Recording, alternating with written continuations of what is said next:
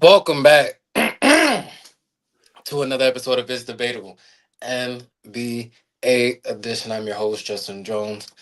Here with co-host said we are back.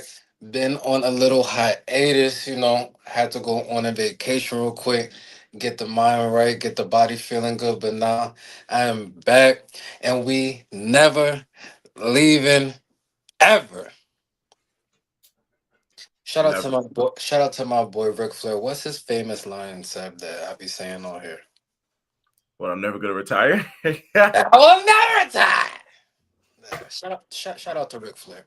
But we are talking NBA, man. The last time we did an NBA was the first day of the play in. We have not really been back since then. A lot has transpired, man, within these NBA playoffs, man. Some of Seb's predictions came right. Some of my predictions came right. But we are gonna all hash it out right now and see what the hell is going on. Let's talk about it. Let's just get to the meat and potatoes, man. I know this is near and dear to your heart. The Knicks tied up their first round series with the Atlanta Hawks 2-2 after taking game four in Atlanta. Now we were both wrong. Cause I also did say Knicks in five because I thought they were just more put together than the Atlanta Hawks. Feel like they knew their system more. And at the end of the day, I just thought they had the better talent, right? But Atlanta, what they're doing defensively, right? What getting up and down the floor, right? Playing carefree, right? The new AKA villain in New York, CJ McCollum, who is showing the league that he is still one of them dudes, one of them fourth quarter players that you must put a hand up. Shout out Mark Jackson, one of his famous lines, hand down, man down, mama. There goes that man. Talk to us, Seb. What's going on within the New York fan base? Listen, one thing about New York, when we lose a playoff game, it's the end of the world. Trade everybody. We're done Oh, with you was everything. quiet. No, hold on, everybody. Now, I ain't let Wait. Seb off the hook. Right. First of all, we haven't been in the record. So when we went down 2-1, Uh, when we went down 2-1, No, but I seen you on social media. You on Game Boy. Next to five. I told you. Then they, chill. I You didn't haven't see been you. here. You don't I know didn't the see you. stress. You I don't didn't know see the you stress. since. You don't know the Uh, stress, I'm bro. You quiet. don't I'm know the going. No, stress. you have the floor. You Go come ahead. out looking good game one the way you do handling business. You thinking, all right, this team is ready to rock and roll. Game two comes along, you up 18. Then in the fourth quarter, you only put up 10 points, and we lose by one. We can't close out. In Madison Square Garden, game two, we shit the bed. Game three comes along, CJ McCollum telling Jalen Brunson, what's up? You can't guard me. We do that. We push up, we come back in the fourth quarter just to lose by a possession. Reality, I'm not gonna lie to you, Justin. This is supposed to be a sweep. This series was supposed to be a sweep. The two games that we won was a blowout. The two games that we lost was a decision by 1 point. If we handle business how we supposed to handle business, feed Carl-Anthony Towns how we're supposed to be feeding Carl-Anthony Towns. This series should have been wrapped up in 4 games. But no, you know what the New York Knicks does with people? They like to take a long series. They like to play with people's emotions. Mike Brown talking about, I don't know if we're going to win this series, but we're going to take each game at a time. Mikal Bridges over here going 0 for 3, 4 turnovers. Josh Hart over here making 1 field goal at 43 minutes, man. You're shooting yourself in the damn foot. And that's what the New York Knicks do. That's what they do. I've become accustomed to it. We don't dominate series. We win series with long games. We prolong series more than we have to. This is the same thing that happened last year in the Detroit series. This is the same thing that happened in the Philly series. This happens all first round. I don't get it. Handle your business. Why? This is a team that's been together for how long now? This is year 2 with this whole Mikal Bridges, OG Anunoby, Carl-Anthony Towns, Josh Hart, Jalen Brunson core. Why are we still having these problems where we cannot close out games? This is the whole point. We got to preserve ourselves. Then you wonder why we go deep in these series and we're not healthy. Nigga, Jalen Brunson going back in game 4, back to the locker room hurt. The series is supposed to be over. But all credits to Atlanta and especially CJ McCollum reminding niggas in this league that he's still a bucket getter. Like they must have forgot prime CJ in Portland and how he used to take over the series when Dame Lillard didn't have it going. CJ McCollum is the reason why this series is prolonged is because he, most importantly, he can work in the half-court set. What I've noticed so far in this series is that Atlanta is a fast break team. and that works very well during the regular season. But when the game slows down, no, Jalen Johnson has not been as effective as he was in the regular season. Nikhil Alexander Walker, although he's getting his shots here and there, it has not been that as much effective. They like to push the pace. But in that half court, it's really showing that, only a real bucket getter like CJ McCollum holds it together. And shout out to just the Atlanta Hawks and just the defense, their type of playing. They're playing smothering defense. They're making it uncomfortable for Jalen Brunson to get it going, and that's why they have to rely on Karl Anthony Towns. And I think in that game 4 was a primary example of how Mike Brown should really run the offense through Karl Anthony Towns because he's the tallest man on the court. Okongwu gives up 6'8" to Karl Anthony Towns 7 foot. Karl Anthony Towns dominant. He read the right reads in the cutting and OG Anunoby, finding open shooters, and you really seen the difference. So with this New York series right now, what I see is that you have to handle business back at the Garden and close out in game 6. You can't afford to go to this game 7 because now Atlanta already is a team right now that feels as if they're playing with house money and they feel as confident as any other team that they could get another game on the Knicks. And the last thing you want them to do is get a game at your house, so you have to go back to Atlanta to find a way to win. That's the last thing you want to do. So just a reminder for the Knicks, man, the series is far from done. Atlanta is still a hungry team. Jonathan Kuminga is one of them dudes that I say has impressed me thus far. Given 20 in game 2 and then 19 in game 3, just finding ways to be effective. Dyson Daniels, even though he can't do shit offensively, has been making it tough for Jalen Brunson to get uncomfortable. Jalen Johnson is still trying to find himself within the series, though. He might be due for a big game. CJ McCollum, you limit him to 17 points. He still could go off for 30. So you got to take all that into effect. But what the Knicks is, you are the better team, but you shoot yourself in the foot when you make the game more difficult. And all these costly turnovers, Jalen Brunson not moving the ball as much. I'm going to call Jalen Brunson out too. I'm not going to switch up on Jalen Brunson, but I feel as if he has to do a better job in being a leader for this team and letting others know that, they have to be much as effective. Jalen Brunson can't just be hero ball, hero ball, hero ball. Karl Anthony Towns spaced out the offense. He made sure everybody got involved. Jose Alvarado got a little bit of buckets when he was on. OG Anunoby flourished the most with that Karl Anthony Towns connection, getting a whole bunch of backdoor cuts. Mikal Bridges looked a little more engaged, both offensively and defensively. And one thing I say about Mike Brown, don't be afraid to use Mitchell Robinson. I know everybody want to do the hack of Mitch, but when he's on that floor, you can't deny what he does on the defensive side and crashing and getting them second chance points.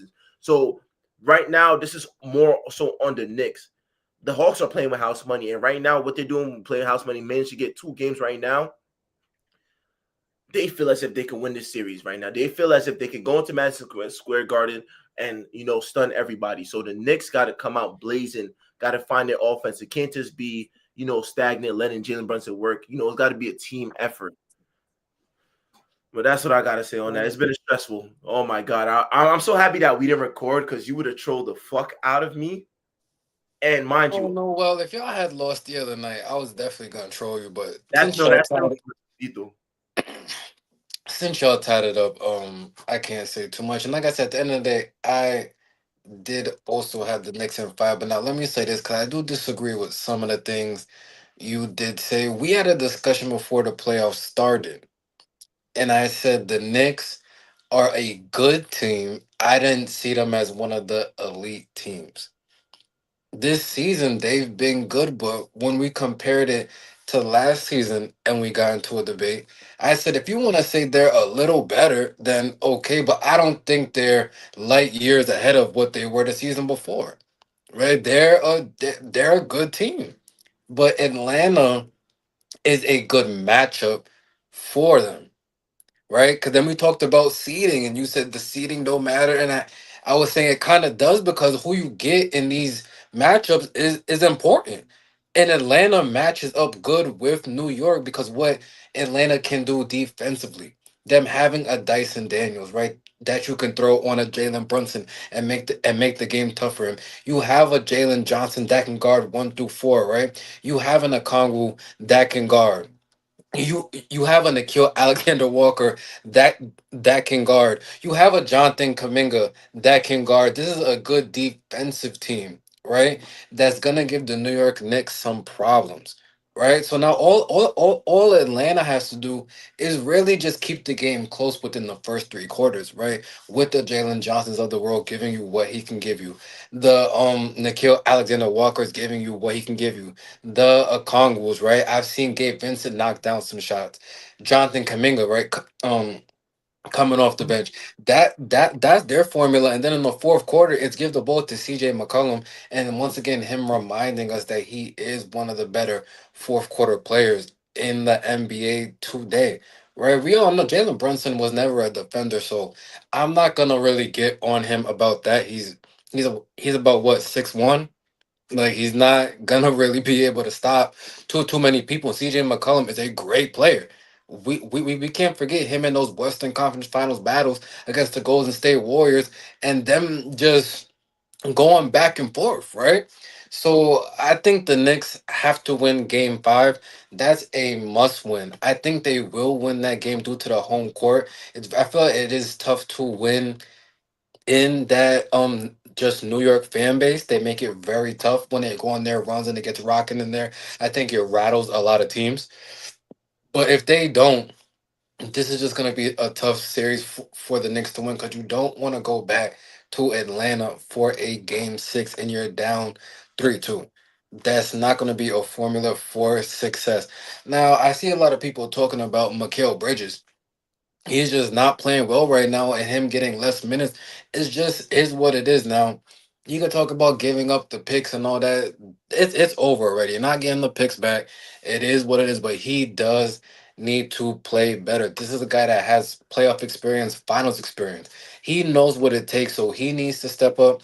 I do like what I'm seeing from Ananobi. He seems fearless, knocking down big shots. And I already said the X factor in this series was Carl Anthony Towns. I said that at the beginning of the series because I didn't understand how, but right before we got into the playoffs, I'm watching Knicks games and he has 2 points going into the third quarter. I just didn't see how that made any sense. He's a 7 footer that can space the floor. Now, I don't know if you want to play directly through him. I don't know if that's going to work from the beginning to an end of a game because he's very up and down at times. And sometimes he likes to fall in love with a 3 point shot, but he does need to be heavily involved because to your point, as you said, there's not really anyone on Atlanta that can really guard him. What I did think was funny that I'm looking at the bench and I see Tony Bradley down there, a guy that was in Indiana last season and came in a game and gave the Knicks some problems. It'll be interesting if he does get utilized. But I think the Knicks did what they had to do in this last game in game four, and it wasn't a close game. They pretty much set the tone since that second quarter started. But tied up 2-2. Game five is a must win. Tomorrow. But we have a lot of series to get into. We can't talk about the Knicks all day. So once again, you predict them to win game five. I also do predict them to win game five in New York. Let's go to another talked about series that people have a lot to say about, especially after last night. The Lakers and the Rockets. Now, I was the one that came on this show. I said the only way we got this first round is if we play who said. The Houston Rockets.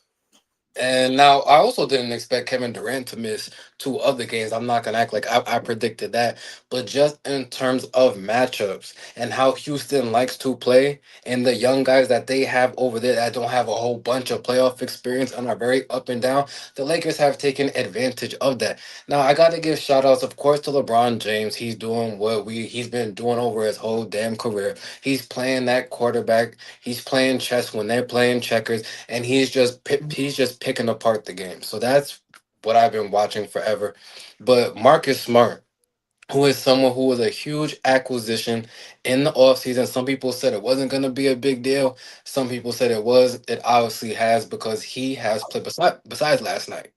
He has played terrific throughout this series.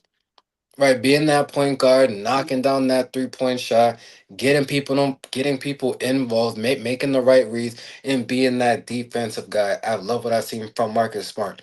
Luke Kennard, who is a lot better than people even anticipated when he came to this team. Throughout his career, in Memphis and things like that, he was a okay player, but I didn't know he can really take the ball off the dribble and get in that mid range and knock down those type of shots. Pass the ball and things like that. He has earned himself a bigger contract. Now I don't know his contract. I don't know what's the last year if he's doing anything like that, but he has earned himself a new lengthy contract within the NBA, the Basketball Association. Shout out to Luke Kennard. In terms of last night, us finally losing a game to Houston, from what I seen, it did look more like fatigue, especially from a Luke Kennard, a Marcus Smart, a LeBron James, who has really been the cream of the crop of this, playoff series so far. LeBron just being 41 years old, it just got up to him. Them playing Friday night, from then now having to play again Sunday, he was just gassed. 8 turnovers, fire Mike Brown. It should have been a sweet word. I didn't know who Luke was. Luke who? Oh, Luke Kennard. Yeah, man.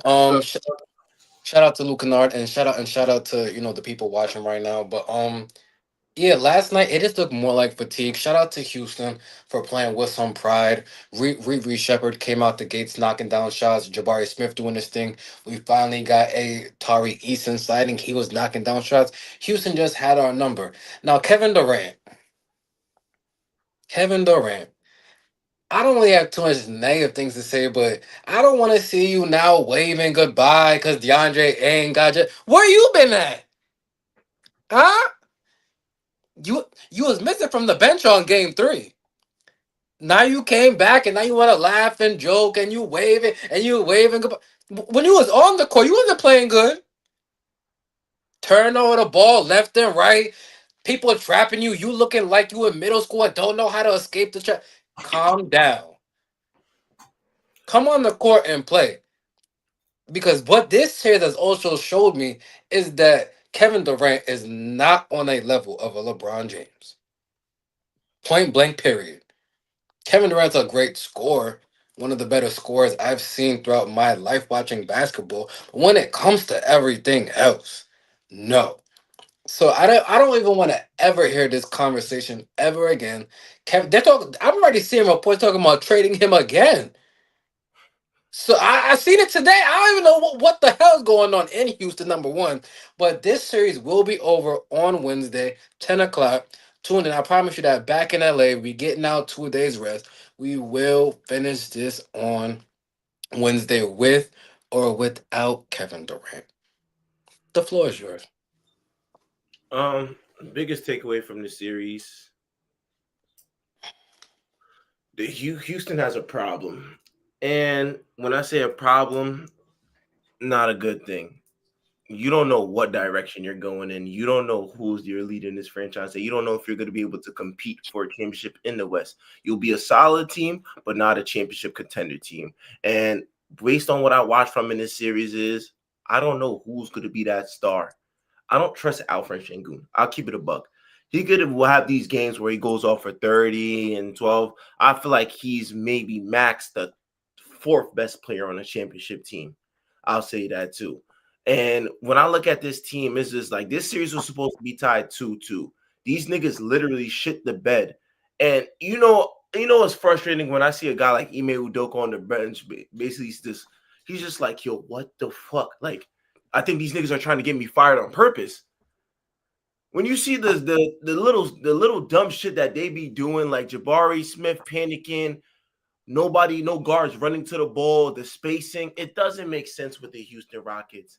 At least with Jalen Green and Dylan Brooks, it's just like, the spacing was there. And I look back at game 2 when Kevin Durant had that 9 turnovers, and he's a lot to blame for that too. He has to be better. There's no way you're in year fucking 25 damn near, and you're over here having 9 turnovers in a playoff game and then don't play the next 2. But Jesus Christ, man, the floor spacing is horrible. And Jock, you're not off the hook for this because when you was over here in the beginning of the season, talk about when the Houston Rockets do this and that, these niggas are garbage. I forgot. Shout out to Ja. I forgot he even said that, but yeah, he did come on this platform. Shout out to Ja talking about, oh, Houston's gonna be this. Now they added Kevin Durant. Listen, Houston, there is a problem. You lucky I don't call him right now and tell him to explain himself. He'll be back. Don't We'll worry. wait to the end of the. We'll wait to the end of the first round, and Jock, please come on the platform. Yeah, we'll wait for you, Jack. But yeah, the spacing has been horrible. You don't know what you're gonna get each and every night. Literally, there's no point guard. I look at it as Şengün's either gonna run the offense like he's a Jokic, and it's only going to work that way. And I think they play their best basketball without Kevin Durant. I think Kevin Durant is just like it's too demanding offensively to let other guys get going in the flow. Jabari Smith is not going to get going if he has to wait in the corner for a corner shot to knock down a shot. He gets going in his own flow of his offense. Tari Eason is real hit or miss. I don't know about that guy. That guy's sketchy. Alfred Şengün is my worry. Is Alfred Şengün on a level of a Jokic? No. What's it What like? the hell? That's his ceiling, but I just don't see it. Şengün is a little bit of Şengün's a tier under Demontis Sabonis. Like I really don't see it. And this is like no hate, but I'm just not sold, especially defensively. And this is another thing why I say with the Houston Rockets, and I'm gonna leave it at that. They really in this series they really missed the Steven Adams to be an enforcer down low because everything is free. And LeBron James is literally picking apart to where he's saying like, "Yo, Şengün is sweet down there. He's not gonna come in time to contest that." So I got guys like Marcus Smart that can space out the floor literally just a little bit. I got the floor is theirs. The floor is Bron. And I noticed that in this series to where anything he wants is free. And the way he's manipulating this series, it's only going to work in his favor to where I don't think Houston gets another game. If they get this game in LA, I'd be very surprised, even without Kevin Durant, with or without Kevin Durant. If they get this game, I'd be very surprised that they try to make it a series. But in reality, everybody knows this series is a wrap. They didn't have their best game. LeBron James understands that. From his perspective, he's just like, yo, you can't go out and win every game, though. You can only control what you want to control. But the fact you find yourself up 3-0, LeBron's not losing no 3-0 lead. That's fucking crazy. And numerous guys have stepped up. When I said Rui has stepped up, and I said that's one of the most veteran, experienced players on that team that's been there when they went to that Western Conference final run. He needed to do more. Marcus Smart, just being the vet that he is, understands just playoff situations and being in the finals. You expect that out of him too. I feel like I'm missing somebody. Luke Kennard. Luke Kennard, yes, my fault. Luke Kennard, who some could say is maybe the first or second best trade deadline move this trade deadline season. Some people might say Kobe White at that duration, but Luke Kennard for what he's done for this team without Austin Reeves and without Luka Doncic, has gave them floor spacing, has gave them some playmaking options too as well. Can make LeBron go off the ball, can make Rui play off the ball, can be ball dominant when need to be in certain plays in action.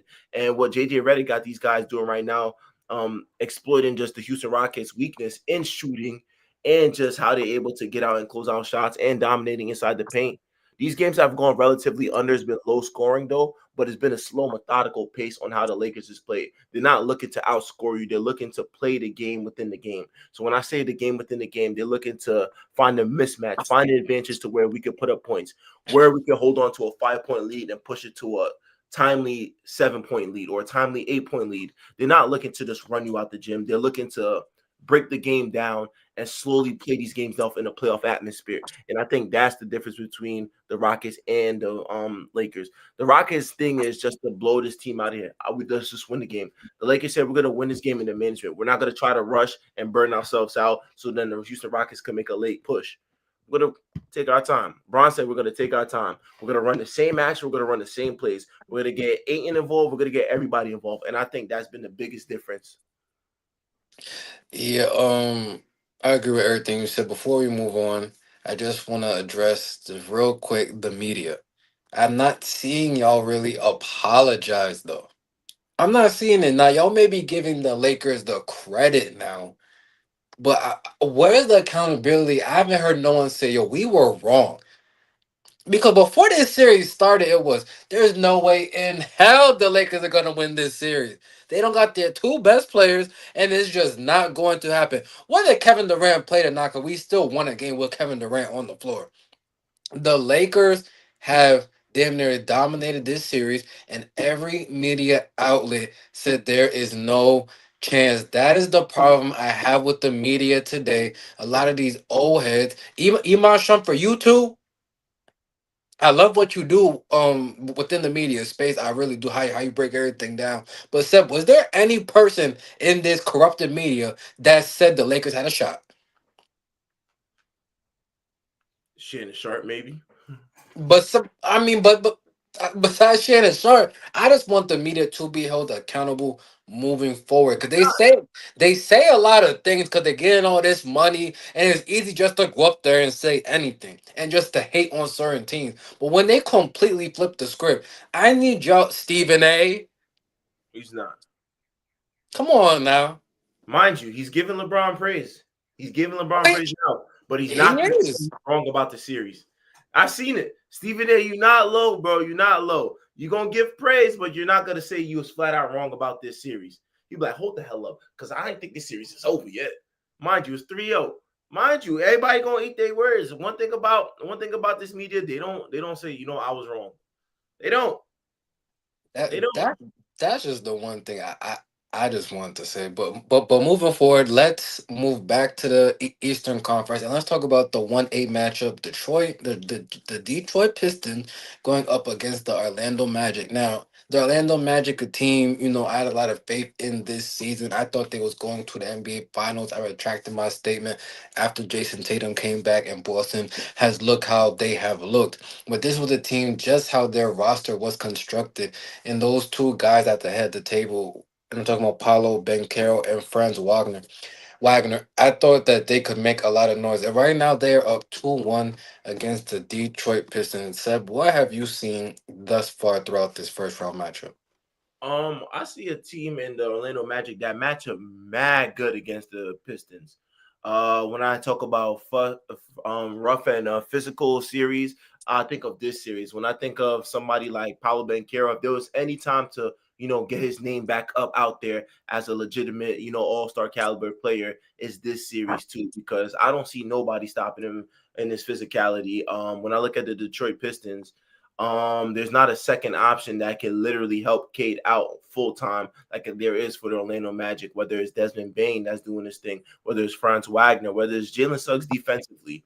This team matches up very well defensively when we talk about high matchup.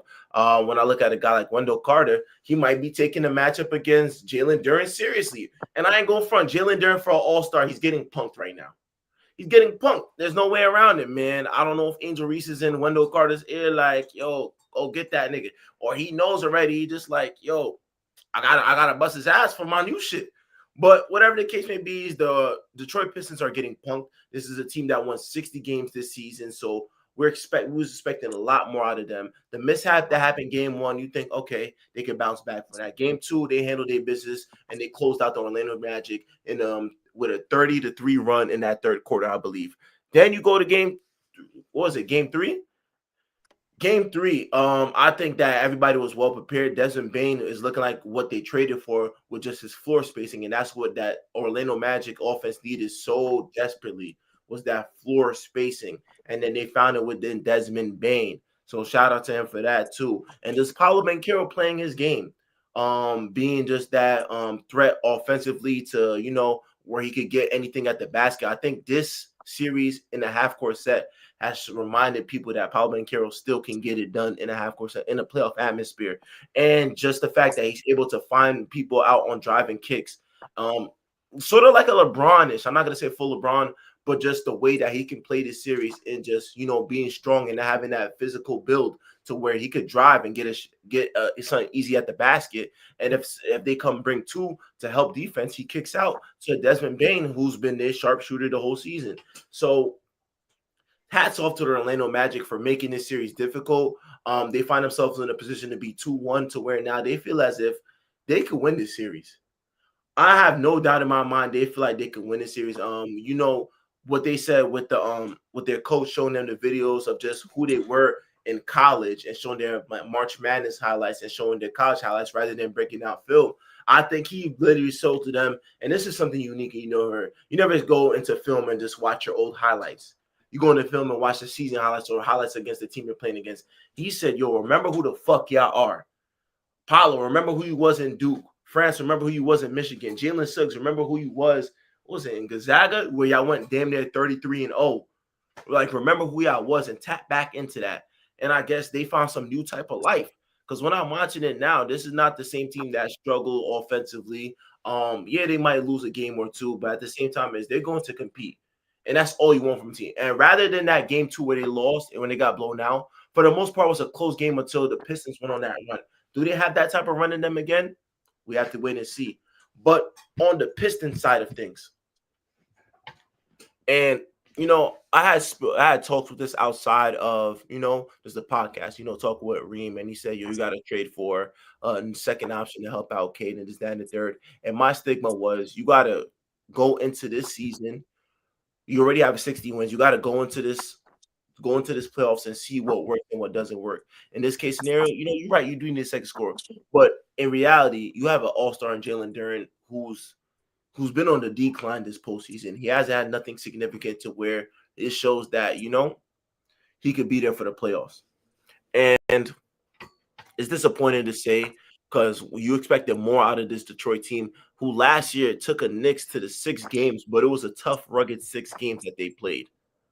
To now being down 2-1 to a team that you have no business. When you were a 61 team and this team just made it into the play-in, you're supposed to handle business. And close game or not, Kate Cunningham can't just be your only go-to guy. Somebody else got to rise to the occasion. Tobias Harris, what's up? You the vet. You the vet. You gotta help out. Who's gonna be that option? I know you're not asking Asar Thompson to be a fucking, a specialist. He does what he does defensively and push the fast break. Duncan Robinson can only give you so much as a 3-point specialist. You're not looking for Kevin Herter.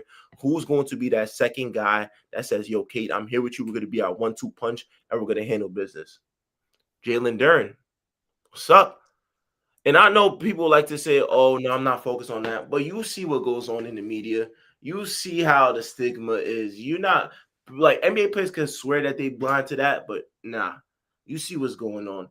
So for this game four, it's either the Pistons come out swinging, or if it's a close game, I'm not trusting them. I'm not. I don't have faith in them to handle business. They got to come out swinging. They got to blow. They got to blow the magic out and not even make this a series. Yeah, I agree with a lot of the points that you said. This is just a great matchup, like you said, for Orlando. I just think Orlando just has a little bit more than Detroit. Just to your point, who's going to be that next option? Durant's not really a guy that can really get his own shot. Not saying we haven't seen it before, but that's not his forte. It's really that pick and roll between him and K and Jalen Duren just being a lob threat and getting it off the glass. You're gonna need another guard forward type to really alleviate that pressure off of Cade Cunningham and just create their own shot. I'm looking at Karis LeVert, a guy that has playoff experience, can get his own shot off the dribble, and can give you 20 to 25 on any given night. I've seen him do it before. So I'm looking at him. He's going to have to step up. Obviously, Tobias Harris, he did have over 20 last game, so it's not like he's been a complete no show. But you're just going to need more. Detroit had a chance to win that last game. They fought back, after being down, to Orlando in that third quarter. They fought back, but then there just wasn't enough. They knew at the end of the game they wanted to give the ball to Kate Cunningham, and they just trapped him. Because who else is gonna knock down these big shots? Who? Like, so there is some questions that whether they get through this series or not, they're going to have to address in the off season. But right now, if they lose this next game in Orlando, it's just looking like this series is over. Now, I still have faith in Detroit, and I'm not letting Cade Cunningham off the hook because he is the best player. Unless you want to say Paulo, some people might feel like that, but Cade, consensus, the best player in this series. This starts with you, and this ends with you. Point blank, period. There's no excuses. The best players get treated like that. The LeBrons, Kevin Durant, Kobe Bryant, Michael Jordan, Shaquille O'Neal. Back in those Lakers days when Shaq was that guy, the media wasn't going to say, "Oh, but where's Where's Rick I'm sorry. Fox? Yeah. Like no, no, it ain't going down like that. It's on you, Kate. Figure it out. You're gonna have to know now. This also comes with being a leader. You are skilled, but what can you get out of your teammates? Do y'all believe y'all can come back in this series? Because you have a must win in Orlando in hostile territory. Figure it out. Moving on though to a very interesting series, right? A team you had a lot of faith in. And you already know who I'm talking about, the Denver Nuggets and the Minnesota Timberwolves. Now let me say this. This is why I said going back to the Lakers thing, Lakers need to play Houston. Not um not Denver and not Minnesota. And I said not Minnesota because they have a lot of athletes. Guys that wanna play that in your grill defense. They got those YNs over there. Come on, Jaden McDaniels. I like what I'm seeing. He's talking his shit and he's backing it up. He's saying niggas governments, social securities, addresses. You can't guard nobody. Came back the next game, he's dunking on people, talking his shit. And forget this unwritten rule. Talk to him. I'm getting a bucket. Now Nikola Jokic. I didn't know you could move that fast. I've never seen you play defense. I never have you ever seen him run like that? Nah, he hustled. He sprinted back like it was But defense. I know where was that throughout this series? He had enough. Well, He said, you know, I've never seen him move that this fast. kid I said, hold on, who's that? said this kid is getting on my last nerve. First he said that in the media, and now he gonna do this shit right here. No, Like, come on, man. Come on now. And now in bad news, prayers up to Dante DiVincenzo. Yeah, we all know once they take that wrong, they land wrong or try to take that first step and they start holding that Achilles and they just, calling the people. We all be under the writings on the wall. Prayers up, speedy recovery, and also to Anthony Edwards. Having that bone bruise, hyperextended in the other knee. I was hoping it wasn't the same because I'm like, God damn, I hope nothing's wrong with him, a meniscus or anything like that. Well, he's out for this series, so I'll say this, and then I'll give you the floor. Denver could win this series with no and no DiVincenzo. Denver can win this series. This falls on Nikola Jokic. Are you that guy? Everyone's saying you're the best player in the world. MVP, you led in two statistical categories, this, that, and the third. Obviously, you got the Jamal Murrays of the world and everybody else on that roster. We get it. But Nikola Jokic, Rudy Gobert been on your bumper. Yeah. I think Rudy Gobert said you only had me fourth in defensive player of the year. Hold on a second. Hold on just one damn second. Watch what I do to Jokic. I'm seeing them blocking shots, post moves, and staying on the pivot. I'm like, hold on. Minnesota is in Denver's head right now. I would like if they had a coach like Mike Malone with them right now. You know his crazy ass and how he likes to talk shit. I think he would have been in that locker room bark. I don't know what this new coach's persona.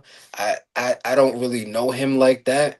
But this is when you're gonna have to have effort. You're gonna have that belief.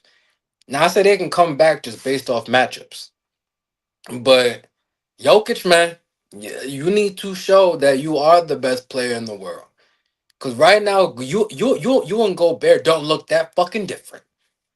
Sorry. Go ahead, Sam. Ah, first of all, I'm so fucking disappointed in the Denver Nuggets. The Denver Nuggets right now make me sick. They make me sick to my damn stomach.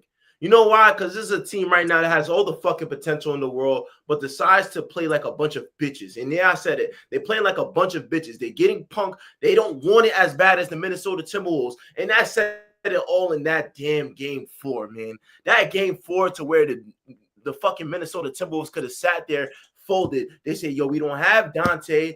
Ant just went out. Two of our main players just went out. They could have folded. but they had that next man up mentality. And shout out to Io DeSumo, somebody who they took from Chicago that was in a bum ass poverty franchise, came in and been effective this playoffs thus far. And when I watch Io DeSumo play, he plays with passion, he plays with heart. And I've been watching him since he was in Illinois with Kofi. With Kofi, I seen Io DeSumo. I thought, yo, he could be a solid player. I didn't see him much in Chicago, but when the lights is brightest right now, and you got to bring your game and not your name, motherfucker Io DeSumo, that 43 points was everything that the Minnesota Timberwolves needed because they didn't know where the offense was going to come from. They didn't know how they was going to get it done, but they locked in and got it done.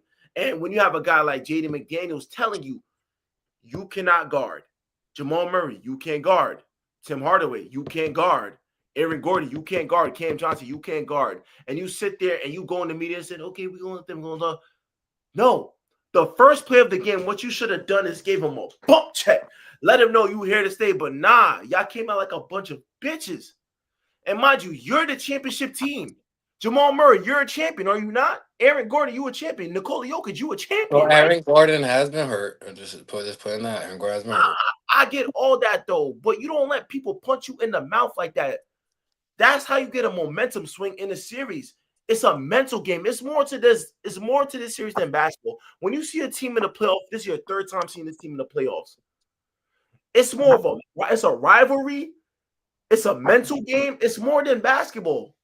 Because now Jaden Daniels feels like he can do whatever he wants on that court. I could guard whoever. Rudy Gobert is playing one of his best basketball this playoff series. And I want people to not discredit him one bit. And Shaq, I seen what you said on I seen what you said.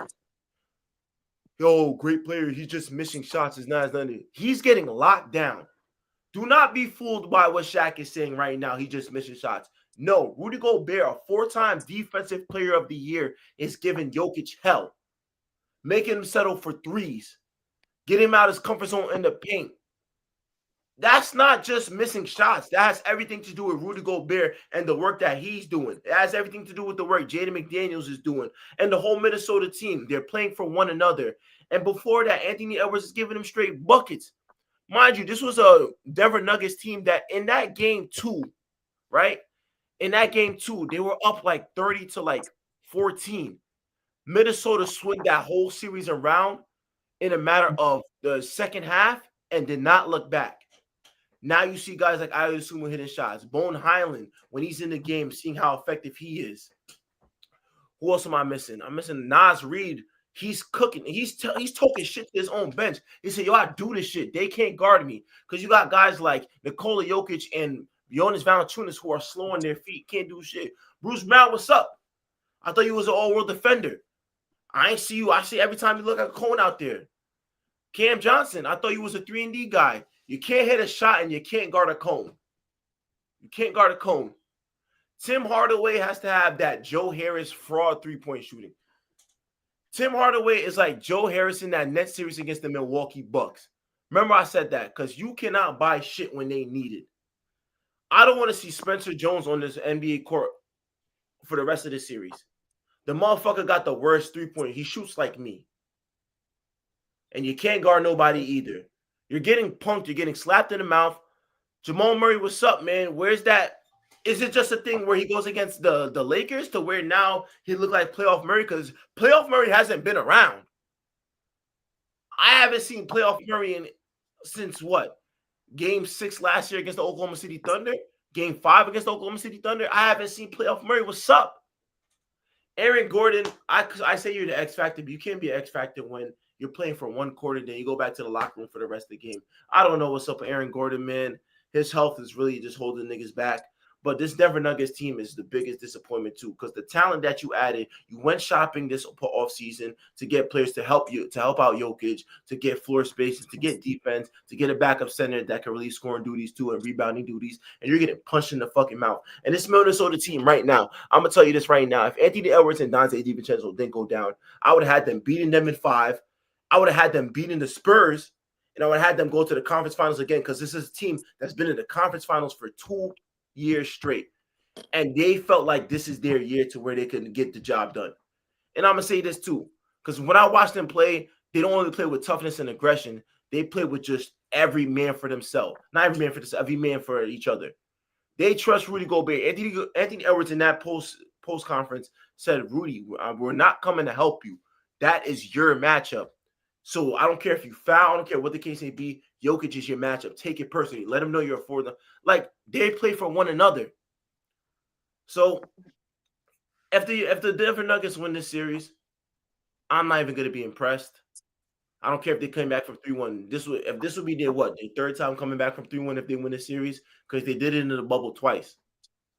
But I don't know. I just don't trust this Julian. What's his name? David Adelman. That's the coach. Right, You look right, like that nigga from Impractical Jokers, Mirror. He looks right. like Mirror from Impractical Jokers, and he's Hmm. not. I don't see no aggression. Even at that post game conference where he said, "Oh yeah, it was just like bitch ass nigga, get mad or something." But I don't see that. I don't see that. I see Coach Finch on the Minnesota Timberwolves. He get mad whenever Bones Highland does some dumb shit. Get your ass on the bench. I see him speak with aggression. Yo, this coach is soft as shit. The Denver Nuggets, you look soft as shit. You're getting punched in the mouth. And if you lose this series, by God, man, they're gonna G check Jokic. They're gonna G check Murray. And it's like, where do you go from here? Because you could have kept Michael Porter, and he could have gave you something way more than Cam Johnson. And Cam Johnson, I spoke highly of you. You look like shit. You look like shit. I'd rather Julian Schroeder out there that I know might hit two or three 3-pointers. You're not giving me nothing. And I'm watching these games. These boys are getting punked. It's not about just who's the better team. It's about who has more heart in this series. And right now, the Minnesota Timberwolves, they have more heart. And I even talk about Julius Randle, who's been playing solid basketball too. I even talk about him either. Being that bully down low, taking initiative and guarding Jokic sometime when Jokic is on the bench, not letting Nas Reed guard him. He said, yo, I got him. You're getting punked. It's about heart in this series. And right now, the Denver Nuggets have zero heart. And that's what's going to be their downfall. Yeah, I agree with everything you said. Just before we move on, but just about Minnesota for them to close out. I am looking at Dusumu to continue to elevate his game and play well to try to get them out this series, and a Julius Randle who's not, his role is going to have to elevate. He's going to have to step up. He's been a number one option before, over on New York Knicks, been an All NBA player, All Star. He's going to have to step up for them to close out this series. But we will see how everything transpires as we continue to watch over the next couple of days. Let's stay in the Western Conference and just speak about the 1-8 matchup, the Thunder versus the Suns. Now, I'm not gonna lie, I don't have too much to say except the Thunder are just better than the Suns, period. Like, you can dissect it any way you want, player matchups and 3-point shooting and defense. The Thunder are better than the Suns, period. Credits to the Suns for even getting to the playoffs, but they ran into the Listen, team. Dylan Brooks and all the antics, and it's not gonna work with this team Mind at you, all. At he all. doing all right. He been hooping. No, it's not. That's not enough. It's No, not. no, no. You know how much you gotta have to beat the Thunder. Yeah, that Dylan Dylan Brooks is Brooks would not have that to have guy. 30. Jalen Green would have to have 30. Devin Booker would have to have 50, and you still might lose by one. So this is gonna be a sweep. It's just too lopsided. Suns, you just gotta go retool in the off season. Yeah, this series is over. Yeah, this wasn't a battle to begin with. Once again, credits to the Suns for just making it to the playoffs, but Devin Booker back to the playoffs again and getting swept again. So Devin Booker is now on a 7-game losing streak in the playoffs. I'm not counting the play-in. I don't know if people count the play-in as, what I'm saying. But Right. if we count the playoffs, he's on a 7-game losing streak. 7 game? Yeah, maybe even longer than that though, because they lost the last two to Denver in that one year where they had KD, Aiden. So Devin Booker hasn't won a playoff game in mad long. Let's put that out there. And I ain't even gonna say that. And then, mind you, Devin Booker was one of them guys that at a point in time people talking about the best shooting guard in the league. That wasn't too long ago. From that to this, it's just like, can we get a vintage D book moment? Can we get a 50? Can we get a 50 piece? Can we get something to remind the people that, you know what I'm saying, I'm still here. This might With be a this OKC defense, I just don't think that's gonna happen. it's not, but you know what I'm saying? When you're a great player, and don't get me wrong, Devin Booker is far from a scrub. But when you're a great player, you at least have to have a playoff game. Even if you lose, say, yo, fuck it. I did my part. And I feel like that's been Dylan Brooks as far. Despite the antics, he's been playing his heart out. 30 points. I believe he had what 17 in game one. He the nigga trying. But you know, you just don't. You just ran into the wrong team. When Shea's giving out 47, or I forgot how much he had last game. There's no stopping that though. But you know what I'm saying? My star player got to have 40. If I see Shea going off 40, Devin Booker got to take the initiative and said, "Nigga, I'm gonna get 42. You must have forgot who the fuck I am." So a credits to the Sun for making it to the playoffs though, but you fucked up running to the wrong team. You had the chance to play the Spurs. Maybe you could have got one game if that Wemby shit happened on your hands, but y'all fucked up. Y'all fucked up. You had the lead late in the game against the Blazers in that playing game, and you fucked up. And now you see yourself here about to get packed. You might lose by 30 tonight. So what they say, au revoir, oui, goodbye. You get ready for next season. Well, if you ask NBA on TNT, they're going fishing, and we'll see them in Cancun. But let's go back to the Eastern Conference, the 2-7 matchup, the Boston Celtics going up against the Philadelphia 76ers, a classic matchup with seems like the same ending. Now shout out, this is how I feel right now. And this is actually crazy to say. Shout out to Joel Embiid coming back. Because, like I said, when he plays and he's healthy, he can give you about 30 and 10 on any given night. With all the injuries on one leg, half a face, broken ribs, or whatever injury he has in the calendar year, just if he's on that court, he's just such a mismatch. He can just give you 30 and 10. But I feel like him coming back kind of made them worse. I think it just ruined the flow. Because if you look up till yesterday, Philly was in this series. I don't know if you watched that game three. Philly had a chance to win that game. It just came down to Peyton Pritchard and Jason Tatum knocking down big shots. But it was been a back and forth series, a slugfest. Joel Embiid coming back, he needs the ball, and then you see Tyrese Maxey, your best player, only 3 shots in the first half. Uh, it- uh, Him coming back kind of lost them this series, crazy enough. And he didn't have a bad game. He's just such a polarizing figure. He just can't have him. He's not really out there to play defense like that. Like, not saying he can't block shots or anything, but due to his legs, he's got to score. And if he needs the ball, Maxie don't got the ball. Edgecombe ain't doing nothing. Paul George is every other day. I, this series is now over. The Celtics will be moving on. Shout out to Tatum, and on the positive side, because he's back. Like, I mean, I don't know how much better he can really play, but yeah, this series is over. No, yeah, this series is grits.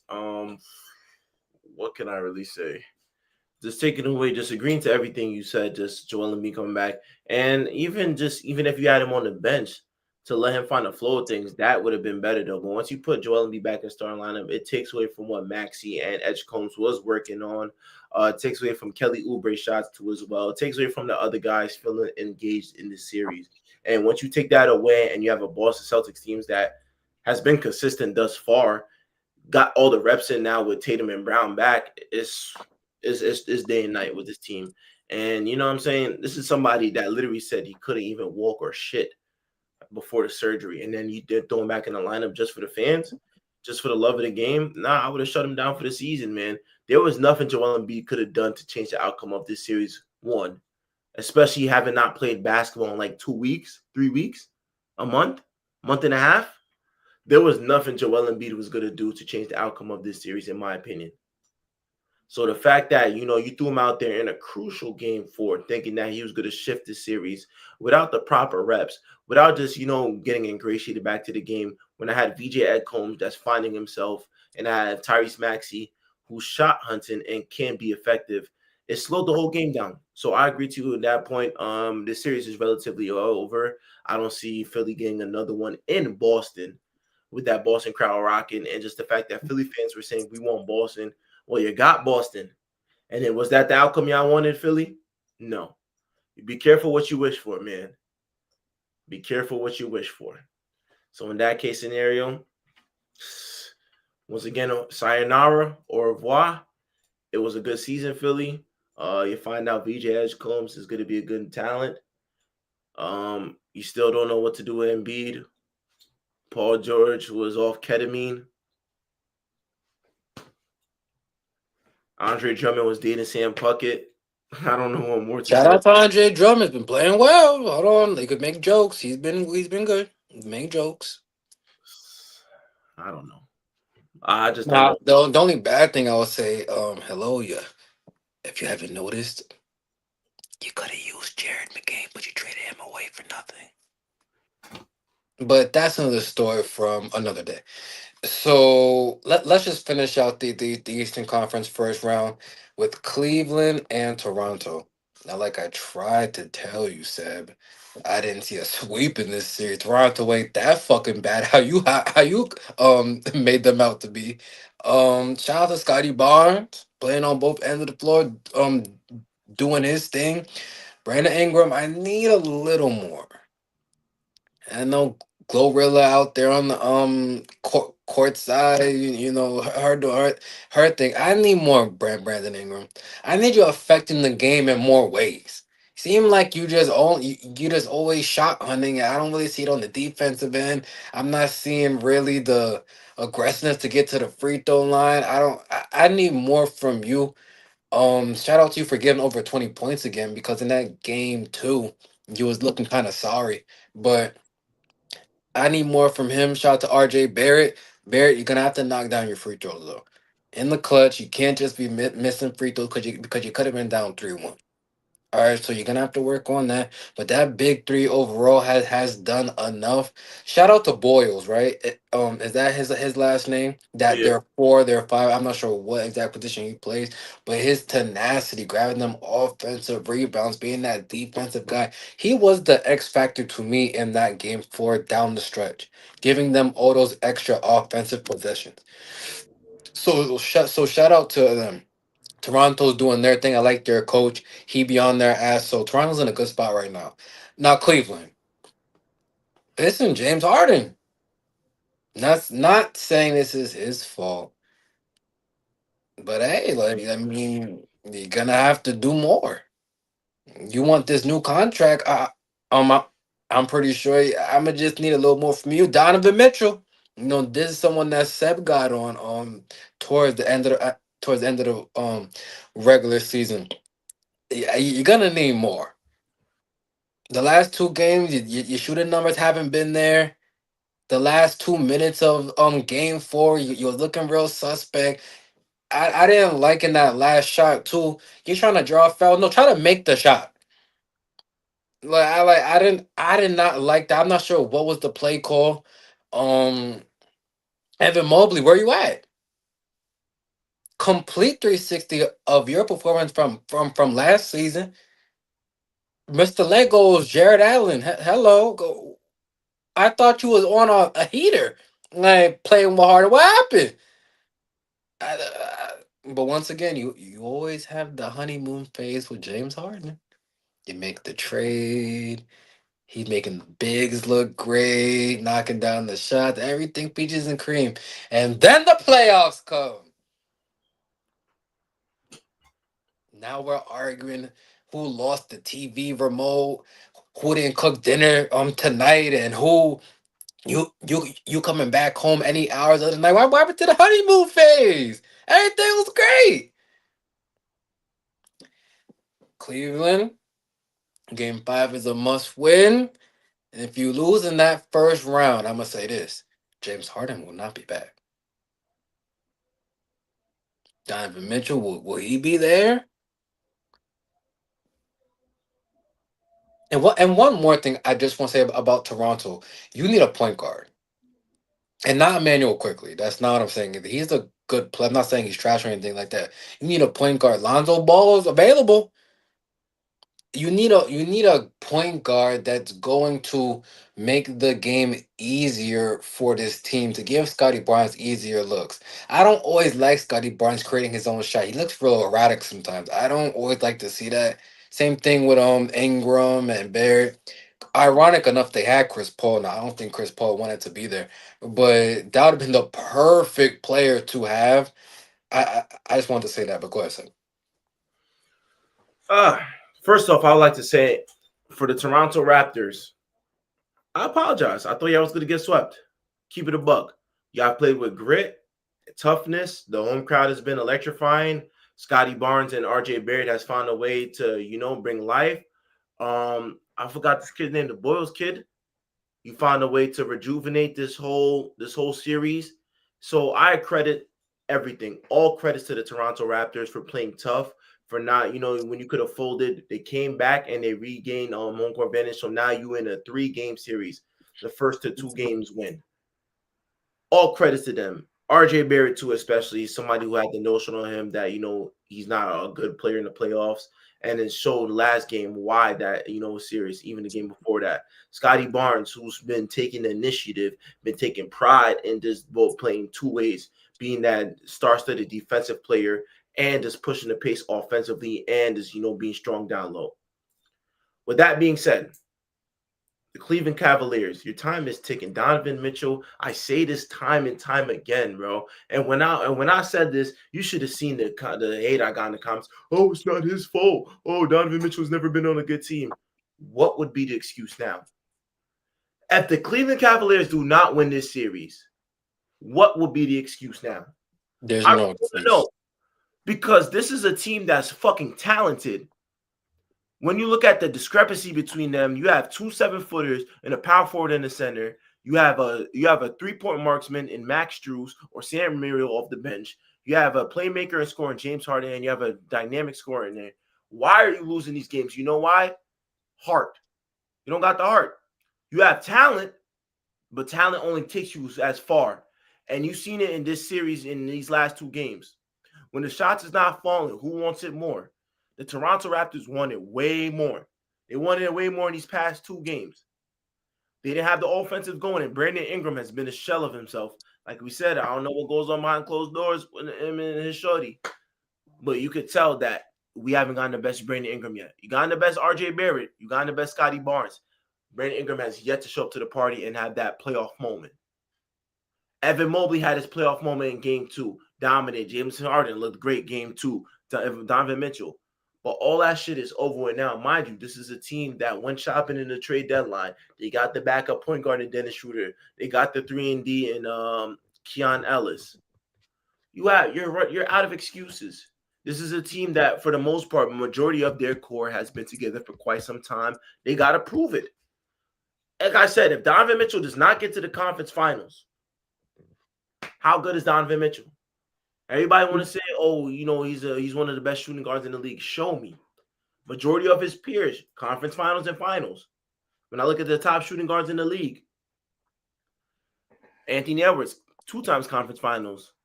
When I look at who else, Devin Booker, been to the finals. Jaylen Brown, NBA champion and finals MVP. How good are you compared to your peers? And I'm going to put the pressure on him. James Harden is not excluded, man. Like you could say because of age and now he's not excluded though. But I go Donovan Mitchell all the way because he's young. He's the face of the franchise. He's been to All NBA how many times now? He's an All-Star how many times now? When are we going to get something behind Donovan Mitchell, man? He's on that Embiid status. And we don't talk about it as much. Keep it a buck. The media doesn't talk about Donovan Mitchell as much. They haven't even talked about this Cleveland series as much, but God forbid the Knicks Well, lose. the media is only going to talk about the powerhouse teams, the Celtics, the Lakers, the franchises that they're not going to do that. But That's why we here. God forbid one of these media teams lose. Oh, they can't get it done. But shit, I haven't heard a peep. Mute, quiet, no overreaction for this. Nothing. This series was supposed to be done. But you gave Toronto Raptors hope. And now they feel like, yo, these boys is soft. And what Jared Allen gonna say again? The lights were too bright. They straight up punking him. It's about heart in this series too, and you could tell who wanted more. Scotty Barnes wants this shit way more than anybody on that Cleveland Cavaliers team. And I see it when he's picking up full court, whether he's guarding James Harden, whether he's guarding Donovan Mitchell, whether he's down low trying to help with the bigs. I seen it. Scotty Barnes was somebody who I had could be a defensive player of the year candidate. It's going to be first team all defense. But he's been outright the best player, whether the game is, and that's one thing I noticed about Scotty Barnes, and Matt respect him, whether the game is out of reach or not, he's going to play hard. James Harden seen the game is not going his way, lackadaisical. Donovan Mitchell going to try to foul bait to get the line. Nigga, win the game. Win the game, man. This game 5, I got Toronto winning, man. Fuck that. I'm switching it. Toronto Raptors are going to Also, win the shout series. out to Jamal Sheed, who's definitely also been doing his thing, knocking down big shots. Don't want to forget about him. Yeah. Well, overall, shout out to the Toronto Raptors, man. I slept on y'all. I thought this was a sweep. I didn't think y'all was ready. But when the way I came out and played, if I could still win on the road, I'm happy because then I could bash the Cleveland Cavaliers day in and day out. I actually want them to lose now. Cleveland will win Game 5. Put this on your parlay. Cleveland Cavaliers money line. Donovan Mitchell 35 points. Put Man, $50. Put $50 on that. I just bum. I just gave you the ticket, sir. I'm telling you. I'm not putting James Harden and Donovan Mitchell on my team. I'm not Well, I putting. didn't say nothing about James. No, don't say that. I didn't say a word about James Harden because he fooled you again. He's not gonna fool me. Like, but Donovan Mitchell, you do gotta hold him accountable. These last two fourth quarters, I don't know what I've been seeing. I don't know. Trash. I'll tell you, that's all I've been seeing. Trash. Trash. Not good. Not good.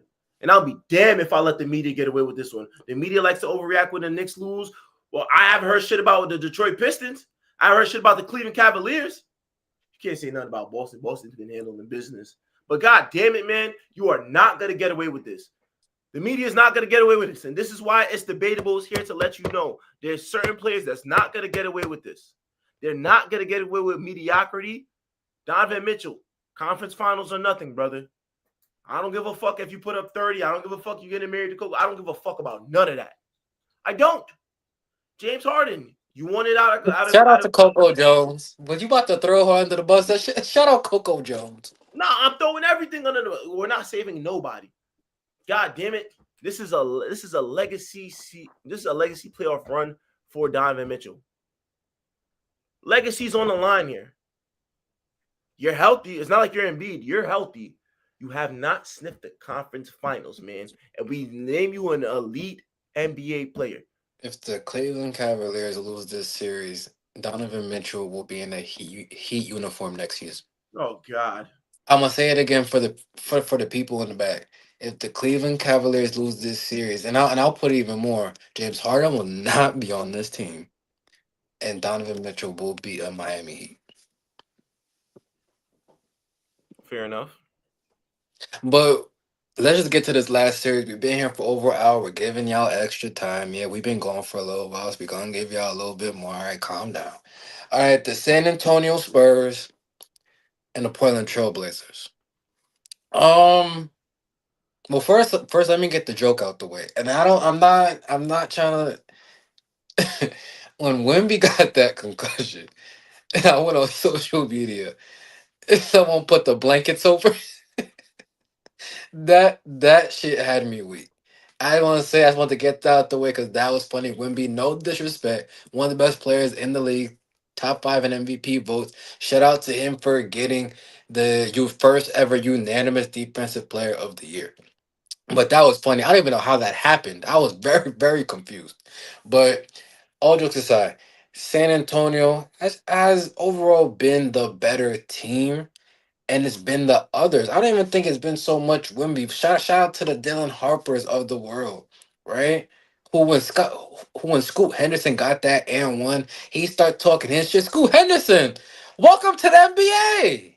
Where you been at? Number 2 overall pick. People was debating should you be number 1. You was a shell of yourself. At the beginning of your career. Welcome. All jokes aside, though, he has been playing well. But back to the Spurs. The Stephon Capsules of the world, the Darren Foxes, the Harrison Barnes. Just all those people they got on their roster, they got a deep team, so they can still win this series with or without a Wimby. Right now, I think this is good experience for the youth of Portland, because for years to come now, they're gonna be in this playoff, mix. They're gonna get Dame back next season. If they had Dame this series, they'll be up in the series. Like, I'm sorry. If Damian Lillard was playing this series, they'll be up right now.